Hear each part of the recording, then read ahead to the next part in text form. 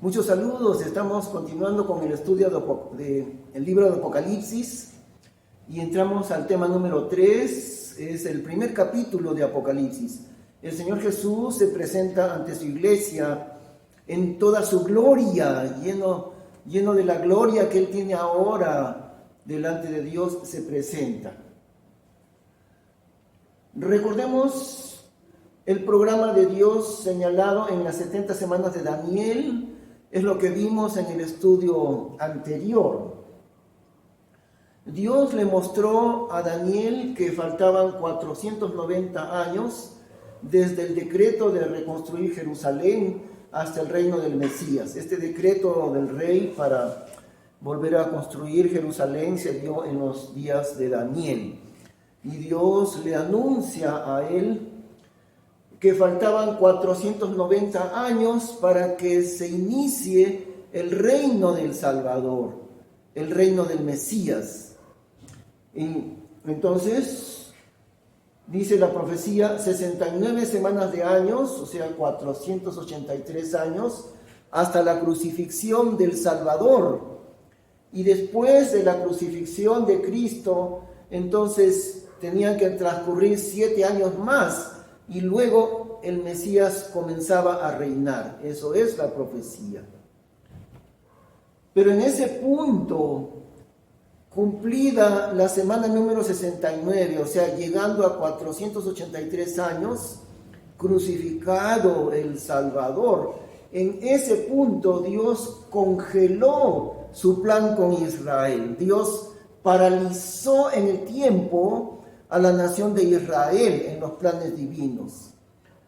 Y en ese tiempo hubo un paréntesis donde Dios hizo surgir el misterio de la iglesia.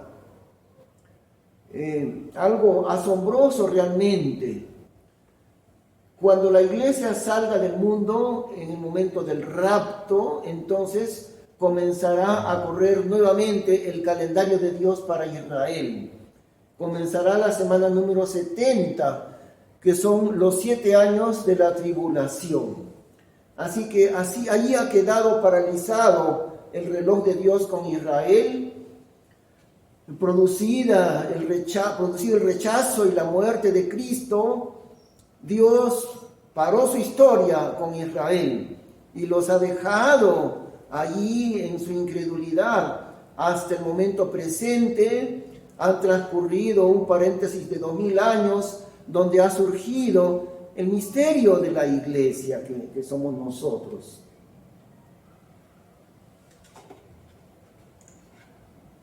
Después de las 62 semanas, este es el versículo de Daniel 9:26. Ahora, en el versículo anterior dice 7 semanas, o sea, 62 más 7 del versículo anterior. Después el Mesías será muerto y no por sí. Ahora el versículo sigue aquí. Y el pueblo príncipe viniendo destruirá la ciudad y el santuario. Este es el anticristo. Pero a la mitad de este versículo, Daniel 9:26, a la mitad, como decimos, Dios paró el tiempo de Israel. Y aquí, entre estas palabras y estas palabras del versículo 26, ha surgido el paréntesis de la iglesia, el misterio de la iglesia, un tiempo de 2000 años aproximadamente hasta hoy. Y cuando la iglesia salga del mundo, se cumplirá entonces la venida del anticristo, este anticristo que durante 7 años transcurrirá el tiempo de la tribulación, y terminando la tribulación, reinará el Señor, habiéndose completado las 70 semanas de Daniel capítulo 9. Muy bien, ahora vamos a entrar, habiendo recordado esto que fue el tema anterior. Los primeros 3 capítulos de Apocalipsis están dedicados a ese tiempo histórico, en paréntesis, de la iglesia. Los primeros 3 capítulos. Luego desaparece la iglesia del libro de Apocalipsis. En el capítulo 4 desaparece la iglesia porque ha sido llevada en el rapto. Y recién vuelve a aparecer en el capítulo 19. Desde el capítulo 4 hasta el capítulo 19 transcurre el escenario de la tribulación, los 7 años, la semana número 70 de Daniel transcurre allí. Y una cosa que debemos notar es que en la tribulación Israel juega un papel principal dentro de la tribulación. Recordemos que Dios ha vuelto a reiniciar su plan divino con ellos, con Israel, en la semana número 70, que son los 7 años de la tribulación. Ahora vamos a entrar ya directamente en el libro, porque recién estamos entrando en el libro. La primera pregunta al estudiar cualquier pasaje bíblico, ¿no? Esto lo hemos dicho repetidamente. Cada vez que usted estudia un pasaje de la Biblia, hágase primero la pregunta más importante. ¿Cuál es el contexto del libro en donde yo estoy estudiando? No importa si el libro tiene 50 capítulos, de repente usted está estudiando el capítulo 12, pero para estudiar el capítulo 12 en un libro de 50 capítulos, tiene de todas maneras que hacerse la pregunta más importante: ¿cuál es el contexto de este libro? Entonces hacemos la pregunta con Apocalipsis. El contexto, o sea, el tema de Apocalipsis, ¿cuál es? Las cosas del futuro y la eternidad, reveladas por Dios al apóstol Juan, lo que vendrá en el futuro y la eternidad. Y en realidad el libro de Apocalipsis no tiene final, no termina el libro, porque la eternidad no tiene final. Así que la Biblia nunca termina en realidad. La Biblia es eterna. El libro está claramente dirigido a los creyentes de la iglesia. Esa es otra pregunta también que hacemos en cada libro, porque la Biblia está escrita a 3 grupos diferentes, ¿no? O bien a Israel, o bien a los gentiles, o a la iglesia, 3 grupos distintos. Y Apocalipsis es un libro claramente destinado a los creyentes de la iglesia, un libro cuyo destinatario somos nosotros, los creyentes de este tiempo de la iglesia. No está dirigido a Israel, en realidad ni siquiera está dirigido al mundo de los incrédulos. Claro que ellos pueden tomar el libro de Apocalipsis y de ahí llegarán a Cristo leyendo el libro, pero el destinatario del mensaje de Apocalipsis es la iglesia, los creyentes. Eso es muy claro al empezar el libro. Entramos entonces a Apocalipsis capítulo 1. La revelación de Jesucristo, la cual Dios le dio para manifestar a sus siervos cosas que deben suceder presto, y la declaró enviándola por su ángel a Juan, su siervo. Recordamos que hemos dicho también que el libro de Apocalipsis, su tema principal no son los sucesos, los detalles de las plagas y las maldiciones sobre las personas y la destrucción del mundo. Ese no es el tema principal, sino el tema principal es Cristo en su gloria, y por las primeras palabras del libro, la revelación de Jesucristo.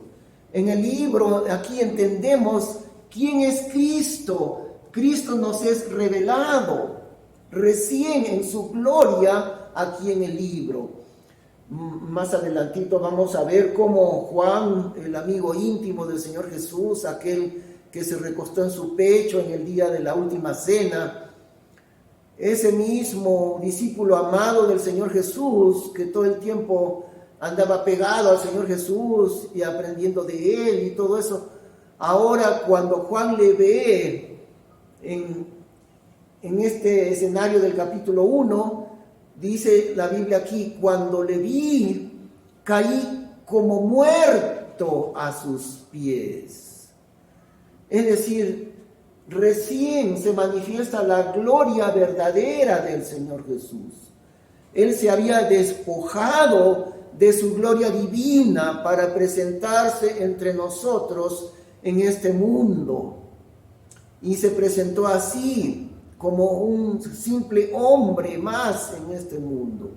Pero esa no era su apariencia verdadera. Su condición verdadera recién la vamos a conocer en Apocalipsis. Además vamos a conocer cómo está esa lucha terrible desatada por el diablo desde el principio de la creación en contra del reino de Dios. Y ahora esa lucha va a desembocar al momento más terrible. Satanás va a enfilar toda la fuerza de maldad que tiene en estos 7 años de la tribulación, en contra del reino del Señor Jesús, en contra del reino de Dios. Y esa lucha la vamos a encontrar, y a través de esto vamos a conocer a Jesucristo, la revelación de Jesucristo, la cual Dios le dio para manifestar a sus siervos. Fíjense, a quienes les dio Dios la revelación de las cosas futuras, a sus siervos, a las personas creyentes de este tiempo, cosas que deben suceder presto, o sea, pronto, y la declaró enviándola por su ángel a Juan, su siervo, el cual ha dado testimonio de la palabra de Dios y del testimonio de Jesucristo y de todas las cosas que vio. Bienaventurado el que lee y los que escuchan las palabras de la profecía y guardan las cosas que en ella están escritas, porque el tiempo está cerca. Y aquí hay 3 pasos en cuanto a recibir la escritura. En primer lugar, bienaventurado el que lee. Claro, es el primer paso, leerla. Y en segundo lugar, los que escuchan, los que oyen, los que escuchan. Porque no solamente es leer. En los 4 evangelios el Señor Jesús muchas veces repite las palabras: el que tiene oídos para oír, oiga. El que tiene oídos para escuchar, que escuche. ¿Y sabe cuál es la razón? Que no todas las personas escuchan la palabra de Dios. Solamente la oye el que tiene oídos para oír. Está hablando de oídos espirituales. No está hablando del oído físico, sino del oído espiritual. El que tiene oídos para oír, oiga. Y también en el libro de Romanos encontramos, como dice así, que la fe es por el oír, y el oír por la palabra de Dios. Fíjese, hay un punto intermedio, porque no dice de frente la fe es por la palabra de Dios, sino, así que la fe es por el oír, y el oír por la palabra de Dios. Usted puede escuchar un mensaje así como en este mismo momento, pero usted no está oyendo, y en realidad no está oyendo con sus oídos, sino está oyendo con su corazón. Eso significa recibir en su corazón la palabra de Dios. Eso quiere decir oír la palabra de Dios. Así que la fe es por el oír, y el oír por la palabra de Dios. ¿Ha escuchado usted la voz de Dios en su corazón? No en sus oídos. Y el tercer paso es guardar. Bienaventurado el que lee y los que escuchan las palabras de la profecía y guardan las cosas que en ella están escritas. Guardar en este caso significa obedecer. Si comparamos, ya hemos aprendido, ¿no?, a comparar la escritura con la escritura. Si comparamos con otros pasajes donde se usa la palabra guardar. Guardar quiere decir obedecer lo que está escrito, porque el tiempo está cerca. Y ahora seguimos leyendo, versículo 4, Juan a las 7 iglesias que están en Asia. Por eso decimos, con toda claridad, el libro está destinado a los creyentes de la iglesia. Juan el apóstol a las 7 iglesias que están en Asia. Así comienza el capítulo 1, señalando quién es el destinatario. Gracia a vosotros y paz de aquel que es y que era y que ha de venir, y de los 7 espíritus que están delante de su trono, delante del trono de Dios el Padre, y de Jesucristo, que es el testigo fiel, el primogénito de entre los muertos y el príncipe de los reyes de la tierra, al que nos amó y nos lavó de nuestros pecados en su misma sangre. Fíjense cómo se le llama al Señor Jesús. El testigo fiel en primer lugar, luego el primogénito de entre los muertos por la resurrección, y el príncipe de los reyes de la tierra, aquel que reina sobre los reyes, al que nos amó y nos lavó de nuestros pecados en su misma sangre, y nos ha hecho reyes y sacerdotes para Dios y su Padre. A Él la gloria y el imperio para siempre jamás. Amén. Reyes y sacerdotes para Dios y su Padre. Y aquí un punto muy importante. Esto está en el pasado. Está en el pasado, porque no está diciendo nos constituirá más adelante en el futuro, sino que para Dios las cosas que Él hace son tan fieles en su cumplimiento que es como si ya se hubiesen cumplido. Y por eso dice, nos ha hecho. En el pasado ha quedado porque ya se cumplió. Nos ha hecho reyes y sacerdotes para Dios y su Padre. Ambas cosas a nosotros que somos los creyentes del tiempo de la iglesia. En primer lugar, para reinar, y en segundo lugar, para ministrar delante de Dios.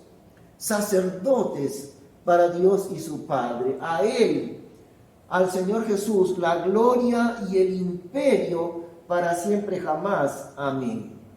He aquí viene con las nubes, y todo ojo le verá, y también los que le traspasaron. Bueno, los que le traspasaron. ¿Quiénes? Los judíos, el pueblo de Israel, quienes le crucificaron, quienes le traspasaron. Ellos le verán, y no solo ellos, sino el mundo entero, todo ojo le verá. Y todos los linajes de la tierra se lamentarán sobre él. Así es. Amén. ¿Por qué se lamentarán? Porque saben que viene castigo y viene la ira de Dios terrible sobre ellos. Por eso se lamentarán sobre él. Yo soy el alfa y la omega, el principio y el fin, dice el Señor, que es y que era y que ha de venir, el Todopoderoso. Por un lado, fíjese cómo el Señor Jesús es llamado directamente el Todopoderoso. Es Dios Todopoderoso, así se le llama a Cristo Jesús. El alfa era la letra primera del alfabeto griego y la omega la última, como si dijéramos en castellano, yo soy la A y yo soy la Z. El primero, el principio y el fin, dice el Señor. Yo, Juan, vuestro hermano y participante en la tribulación y en el reino y en la paciencia de Jesucristo, estaba en la isla que es llamada Patmos por la palabra de Dios y por el testimonio de Jesucristo. Lo habían desterrado a la isla de Patmos, ¿no? Querían los del imperio acallar la voz del evangelio en los labios de Juan, y por eso lo destierran a esta isla. Estaba allí el apóstol. Yo fui en el Espíritu en el día del Señor, y oí detrás de mí una gran voz como de trompeta. Él es tomado, así como hemos ya explicado, es tomado en el tiempo, es transportado en el tiempo al día del Señor. En el espíritu es llevado, como se hace muchas fantasías sobre la máquina del tiempo, algo así le sucede a Juan. Él es llevado a un periodo que se llama el día del Señor. Esta frase, el día del Señor, aparece en muchos lugares en la Biblia, siempre referido al momento de la venida de Cristo. Y en este caso, ampliando el periodo hacia los 7 años de la tribulación. Así que Juan es llevado en el tiempo al periodo de la tribulación, llamado el día del Señor. Y escucha, y él oí detrás de mí una gran voz como de trompeta que decía: yo soy el alfa y la omega, el primero y el postrero. Escribe en un libro lo que ves y envíalo a las 7 iglesias que están en Asia, es a saber, a Éfeso, y a Esmirna, y a Pérgamo, y a Tiatira, y a Sardis, y a Filadelfia, y a la Odisea. Escribe en un libro. La palabra de Dios siempre ha de estar por escrito. ¿Y sabe qué? Si no está por escrito, si no está dentro de la Biblia escrito, no tiene nada que ver con la palabra de Dios. No nos vamos a fiar de sueños ni de supuestas revelaciones, porque su palabra ya está completa 100%. Además, está por escrito en la Biblia. Y es muy importante esto, de que no está en una voz audible, sino está en la escritura de Dios. Y Juan tenía que enviar a sacar varias copias, porque son 7 iglesias. Envíalo a las 7 iglesias. Tenía que sacar por lo menos 7 copias, ¿no?, para distribuir en cada una de las 7 iglesias el libro de Apocalipsis. Y volvíme para ver la voz que hablaba conmigo. Y vuelto vi 7 candelabros de oro. Ahora, como la Biblia, hemos dicho ya, la Biblia está interconectada, el Antiguo y el Nuevo Testamento, cada libro está interconectado con los demás. El candelabro de oro era un elemento que iba en el lugar santo de Dios, dentro del tabernáculo, y más adelante dentro del templo. Es un candelabro de 7 brazos, tiene un eje central y en la parte de arriba tiene 7 brazos. Es decir, es un candelabro compuesto de 7 lámparas. 7 y están unidos en un solo pie. Entonces, alumbra con 7 brazos y alumbra con aceite de oliva. Ese candelabro no podía ser apagado ni de día ni de noche. Tenía que arder perpetuamente. Muy bien, ese es los 7. Y vuelto vi 7 candelabros de oro. Y tenemos que explicar también lo que es el oro dentro de la Biblia. Otro elemento, algunos elementos, metales y otros materiales tienen un significado especial. El oro señala la divinidad de Dios. Cada vez que encontramos oro en la Biblia, está señalando solamente lo que pertenece a Dios, lo que es divino. Lo que es divino. Por ejemplo, el arca, dentro del tabernáculo estaba el arca del pacto de Dios, era un cofre hecho de madera fina recubierta de oro puro, la divinidad. Cada vez que encontramos oro es referente a Dios mismo, únicamente a lo que es divino. Y en medio de los 7 candelabros de oro, uno semejante al Hijo del Hombre, vestido de una ropa que llegaba hasta los pies y ceñido con una cinta de oro por los pechos. Llevaba una cinta de oro en su pecho. Ahora, si hablamos aquí del Perú, creo que también en muchos otros países, pero por ejemplo el presidente de la República, cuando asume su cargo, le colocan entonces la banda presidencial que cruza su pecho. En el caso del Perú es rojo y blanco, y él recibe la banda presidencial, ha comenzado a ejercer su cargo de presidente. El Señor Jesús está ceñido con una cinta de oro, y lo que es oro es lo de Dios. Ese cinto de oro indica su naturaleza divina, nada más. Es lo único que puede señalar el cinto de oro. Está señalando su carácter divino llevado aquí en el pecho. Comparemos esta frase que vemos aquí, a uno semejante al Hijo de Hombre, comparémoslas con el libro de Daniel, porque recuerdan, hemos dicho, hay 3 libros íntimamente conectados: Génesis, Daniel y Apocalipsis. Vamos a encontrar esta frase, y en realidad de allí proviene esta frase, este título, Hijo del Hombre, referido al Mesías, al Salvador. Cuando el Señor Jesús hablaba de Él mismo, siempre decía el Hijo del Hombre, porque el Hijo del Hombre vino a buscar y a salvar lo que se había perdido. Y nadie más podía atribuirse esa frase, Hijo del Hombre.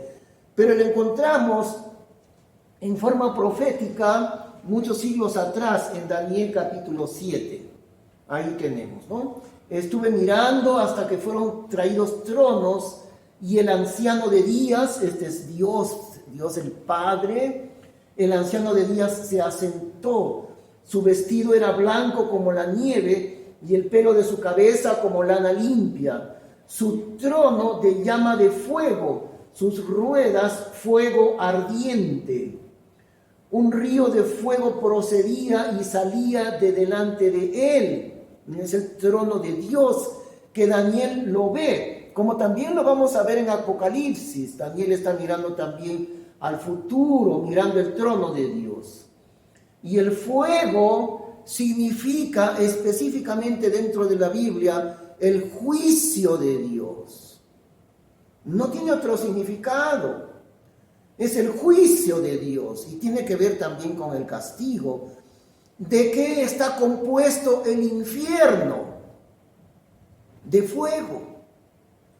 Por eso el juicio de Dios se manifiesta claramente en la Biblia como fuego. Un río de fuego procedía y salía delante de él. Millares de millares le servían, y millones de millones asistían delante de él. El juez se asentó y los libros se abrieron. Veía en la visión de la noche, he aquí en las nubes del cielo, como un hijo de hombre que venía. Eso es lo que ve Daniel. Él ve como un hijo de hombre que venía. Ahora, los doctores de la ley, los doctores de la Biblia del tiempo del Señor Jesús, ellos conocían esta frase. Ellos sabían que se refería directamente al Mesías, al Salvador. Y cuando Jesús habla de sí mismo, él dice, porque el Hijo del Hombre ha venido, etc. Pero de ahí proviene. Y llegó hasta el anciano de días, el Hijo del Hombre, o sea, el Señor Jesús, llegó hasta el trono de Dios, el Padre, e hicieronle llegar delante de él. Y fuele dado al Hijo del Hombre, al Señor Jesús, señorío y gloria y reino. Y todos los pueblos, naciones y lenguajes le sirvieron. Su señorío, señorío eterno, que no será transitorio, y su reino, que no se corromperá. Entonces ya hemos visto la referencia de Daniel. Volvemos a Apocalipsis capítulo 1. Lo que Juan está viendo, la visión del Señor Jesús. Y su cabeza y sus cabellos eran blancos como la lana blanca, tan blancos como la nieve, y sus ojos como llama de fuego. Ahí está el juicio de Dios, la justicia de Dios. En sus ojos, llama de fuego de la justicia de Dios, en el rostro del Señor Jesús. Recuerdan ustedes que muchos años atrás, no ahora, porque ya la autoridad de un maestro de escuela, el Estado la ha disminuido muchísimo, pero cuando yo era niño, y muchos pueden recordar eso, en muchos años atrás, el niño se estaba portando mal y de repente volteaba y miraba el rostro de su maestro. Y este niño ya sabía, con la mirada nomás del maestro, ya sabía que algo le iba a pasar.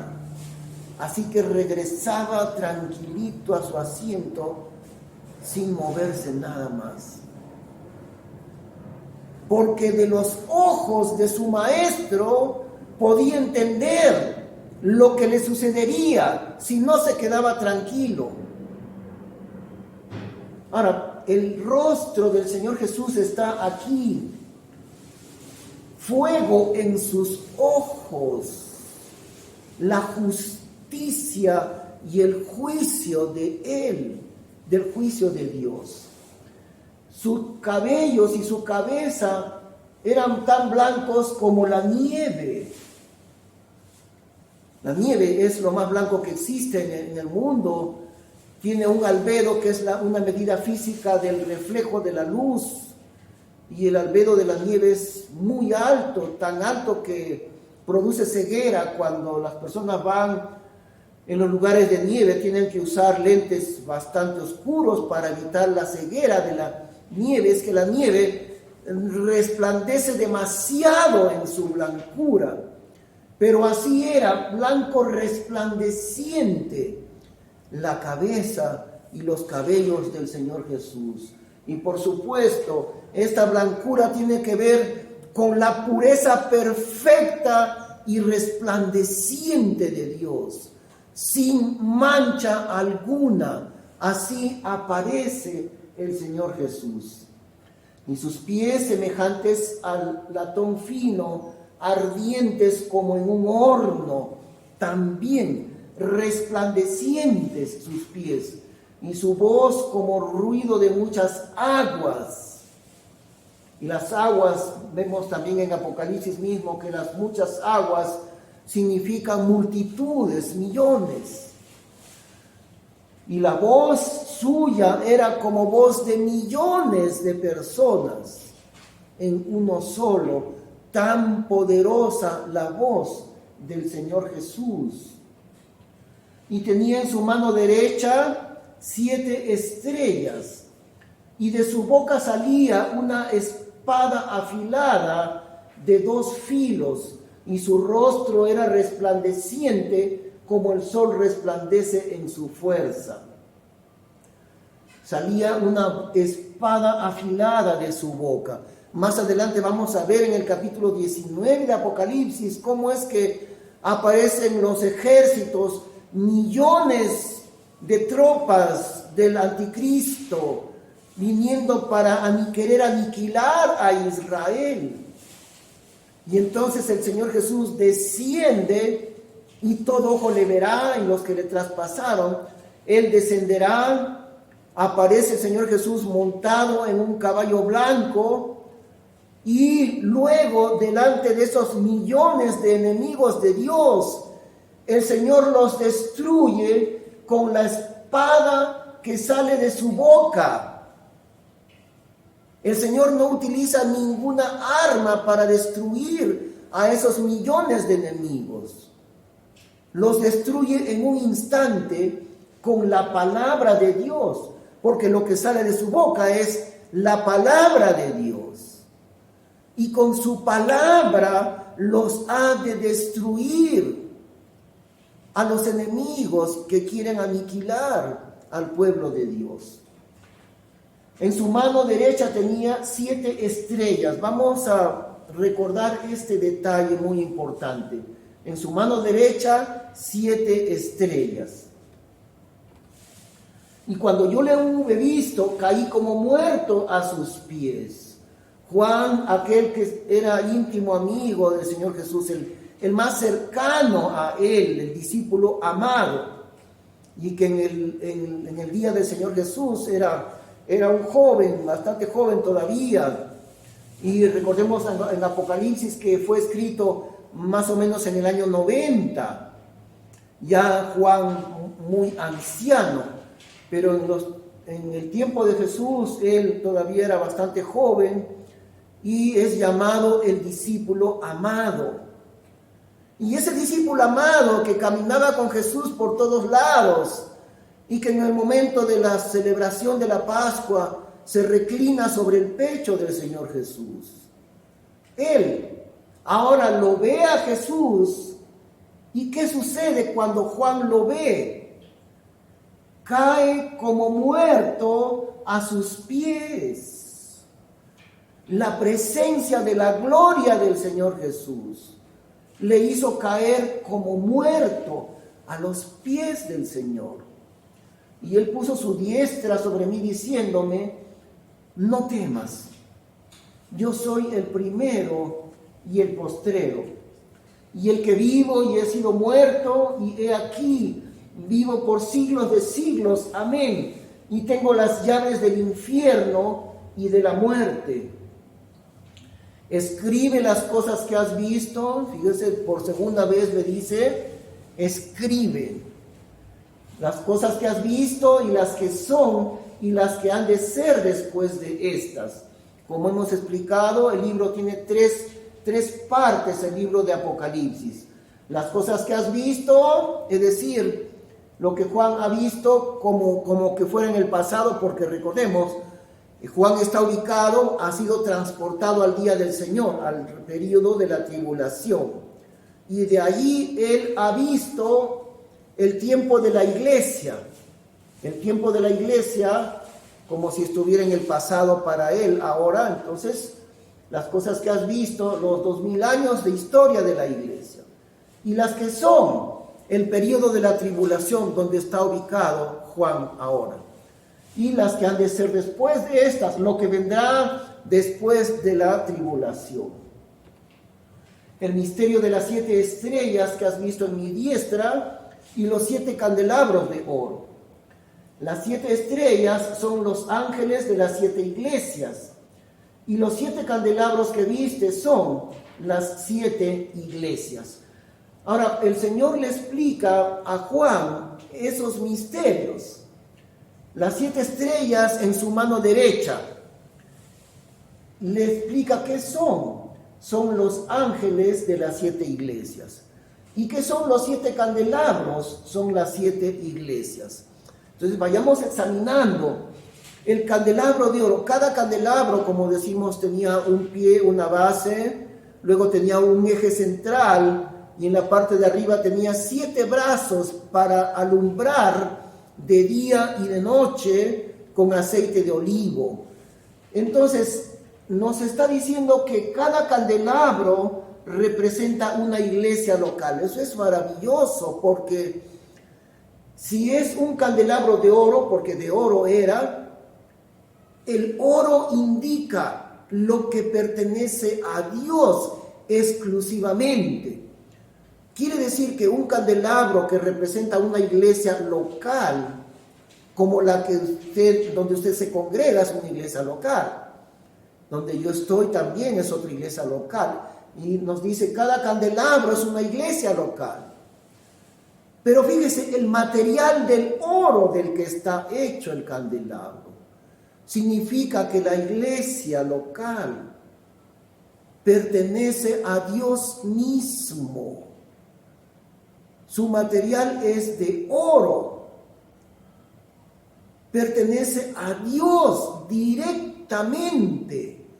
Cada iglesia, cada grupo de creyentes es de propiedad divina y por eso está hecha de material de oro. En segundo lugar, es un solo candelabro pero con 7 brazos. La iglesia local es una sola.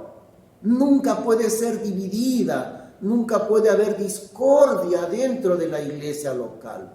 Tiene que ser una unidad, una sola unidad.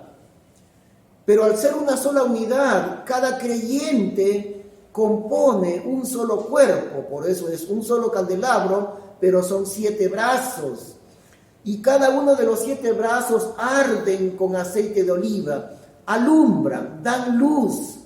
De día y de noche, perpetuamente estaba ese candelabro en el templo de Dios. No podía apagarse nunca, ni de noche tampoco.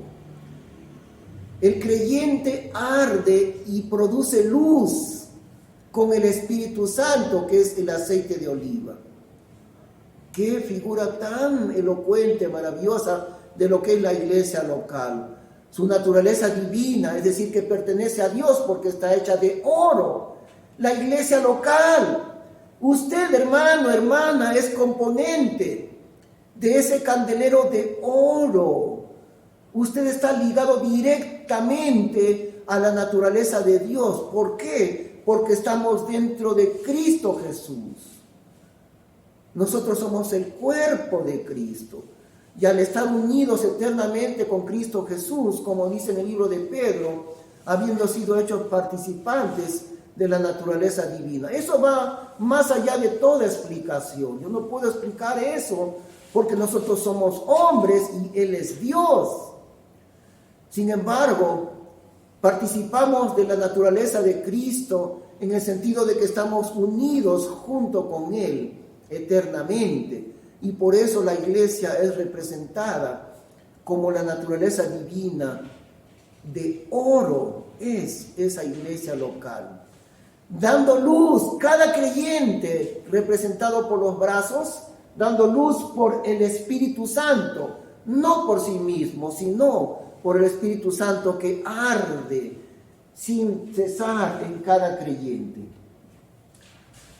Ahora, notemos que el Señor Jesús se mueve en medio de sus iglesias, no adelante ni atrás, y ahí lo dicen, ¿no? De nuevo, versículo 13. Y en medio de los 7 candelabros de oro, uno semejante al Hijo del Hombre, etc.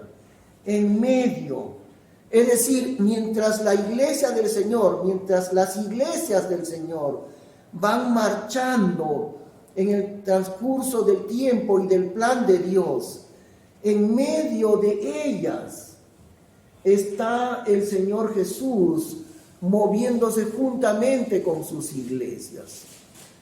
No empuja a sus iglesias, tampoco las jala, sino que marcha juntamente con ellas en medio de sus iglesias, en medio de nosotros.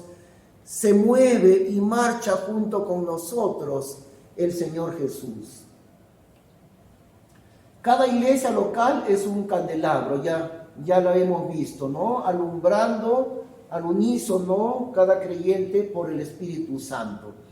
Ahora, una pregunta importantísima aquí. ¿Quiénes son los ángeles de las 7 iglesias? Porque ya nos ha explicado el mismo libro que el Señor Jesús estaba llevando en su mano derecha 7 estrellas, y luego ahí mismo explica, las 7 estrellas son los ángeles de las 7 iglesias.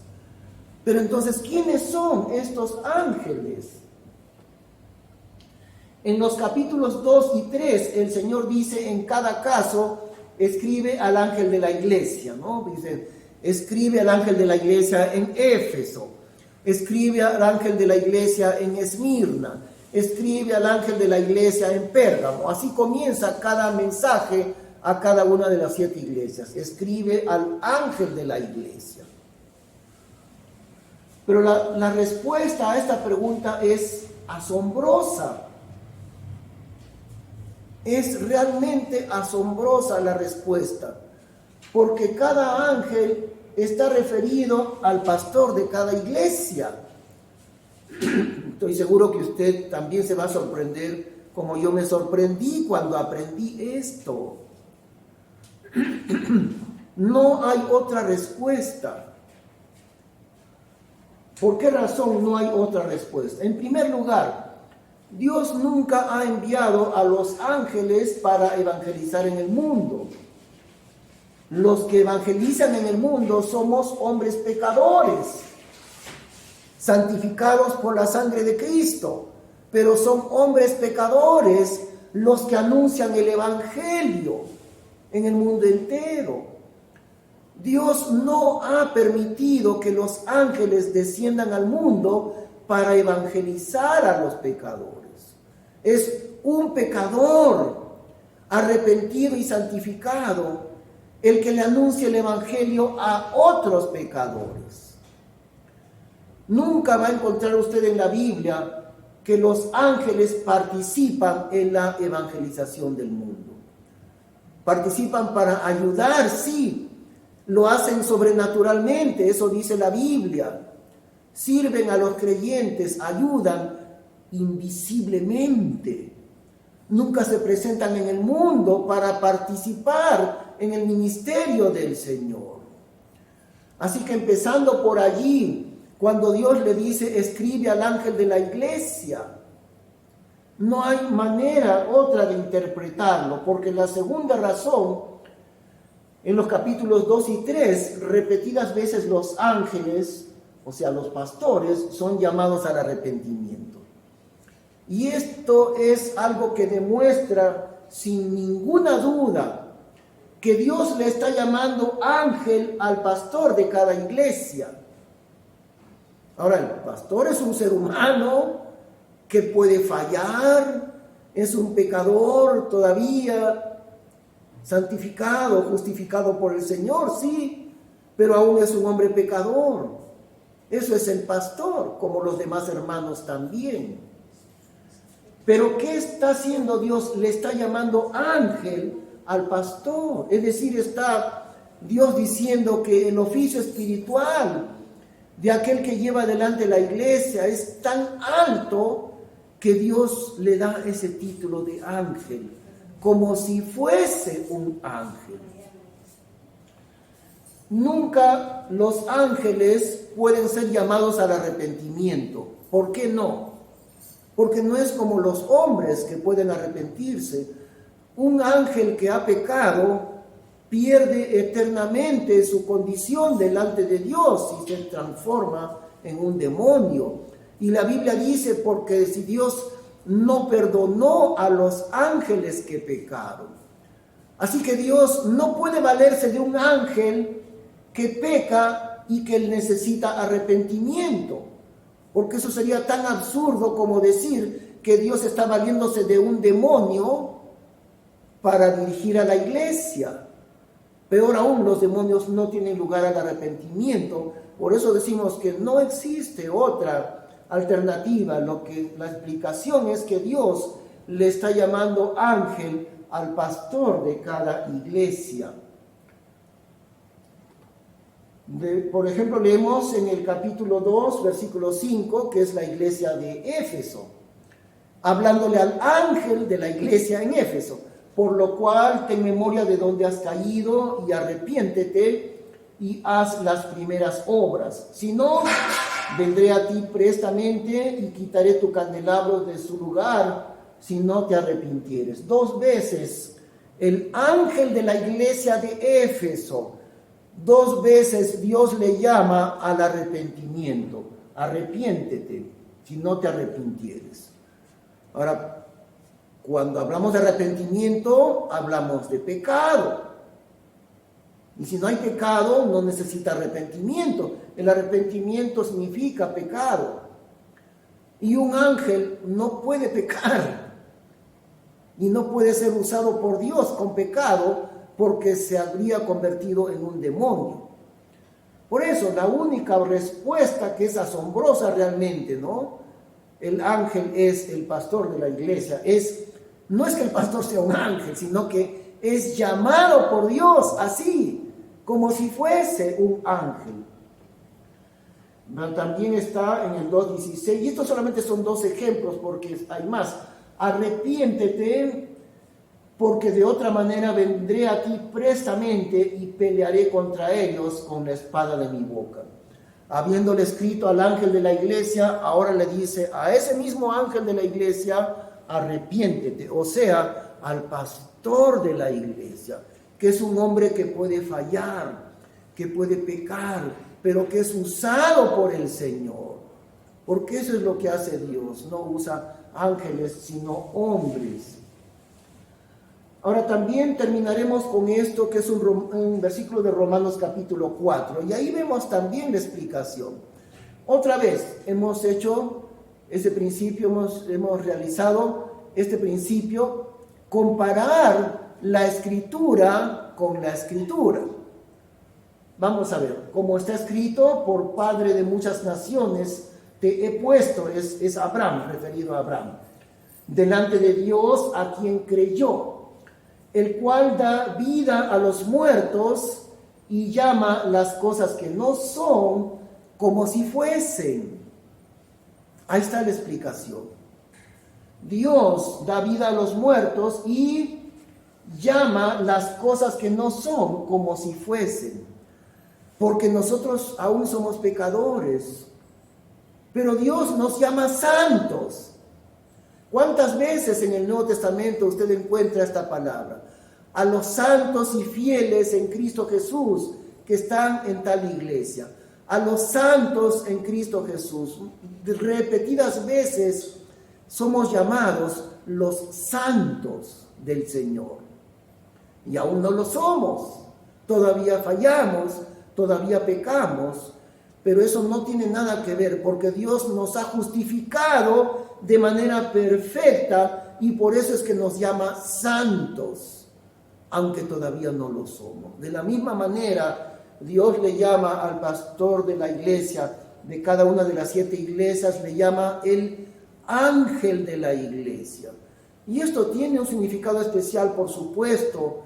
Indica que el pastor que está llevando adelante una iglesia local es una persona que tiene un llamamiento muy alto de parte de Dios. De otra manera, Dios no le daría este título, ángel de la iglesia. Muy bien, hasta aquí hemos avanzado entonces con el capítulo 1 de Apocalipsis. Qué maravilloso es realmente estudiar la palabra de Dios. Vamos a orar un instante.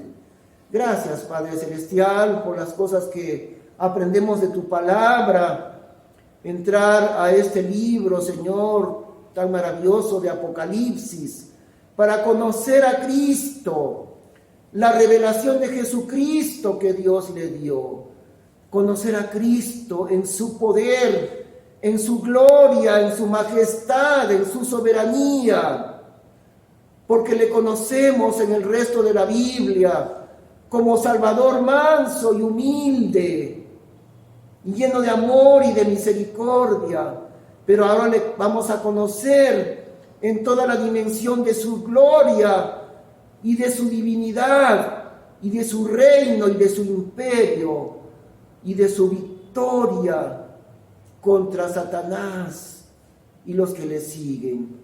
Te damos gracias, Señor Padre Santo, en el nombre de Cristo Jesús. Amén. Que el Señor le bendiga grandemente.